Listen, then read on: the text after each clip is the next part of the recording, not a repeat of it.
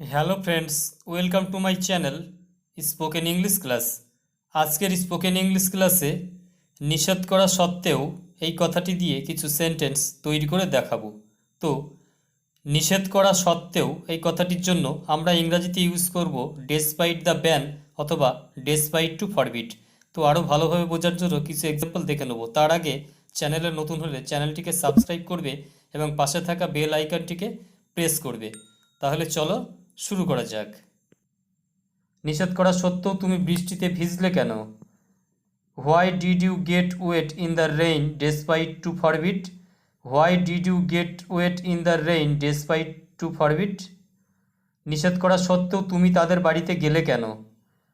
Why did you go to their house despite the ban? Why did you go to their house despite the ban? নিষেধ করা সত্ত্বেও তুমি office থেকে ছুটি নিলে কেন? Why did you take leave from office despite the ban? Why did you take leave from office despite the ban? নিষেধ করা সত্ত্বেও তুমি আলোচনা সভাতে গিয়েছিলে কেন? Why did you go to the meeting despite the ban? Why did you go to the meeting despite the ban? নিষেধ করা সত্ত্বেও তুমি নদীতে সাঁতার কাটতে গিয়েছিলে কেন?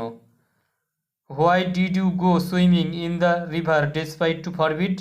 Why did you go swimming in the river despite to forbid?